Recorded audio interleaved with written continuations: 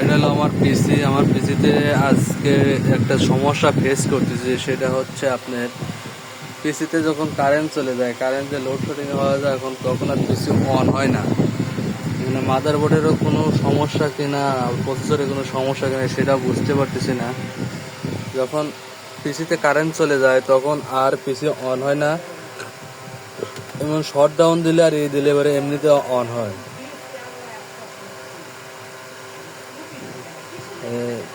পিসিটা on করতেছি, আপনারা দেখেন।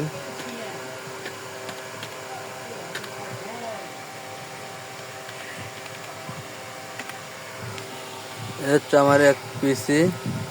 তো শট ডাউন দেওয়ার পরে আপনারা দেখেন এই পিসিতে কি সমস্যা আমি বুঝতেছি না।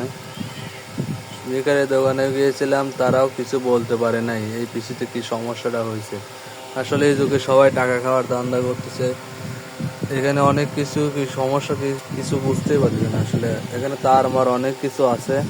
তো দেখেন আমি পিসিতে এখন শট ডাউন দেবো।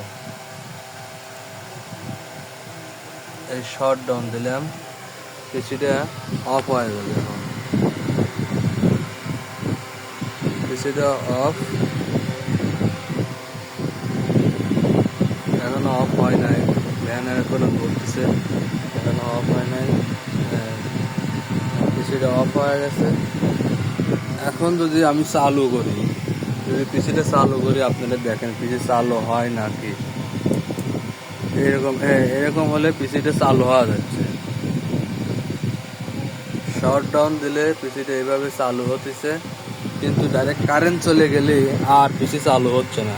আসলে এইটার কাহিনীটা কি কিছু বুঝতে, কেউ যদি জেনে থাকেন, এরকম ফেস যদি কেউ হয়ে থাকেন, অবশ্যই আমার এই ভিডিওতে একটা কমেন্ট করে জানিয়ে দেবেন ভাই, খুব উপকারিত হব। কারণ এখানে যখন লোডশেডিং, কারেন্ট তো সবসময় এখন করতেছে ঘন ঘন। তো কারেন্ট চলে যাওয়ার কারণে কিন্তু পিসি বন্ধ হয়ে যায় আর পিসি আর চালু হয় না। এরকম পিসি থেকে সেটিং থেকে অফ অন করলে পরে পিসি চালু থাকে, অনও থাকে, সেটাতে কোনো সমস্যা হচ্ছে না। যদি কোনো ভাই যদি এই বিষয়ে জেনে থাকেন, অবশ্যই জানিয়ে দেবেন যে কী কারণে এটা হয়।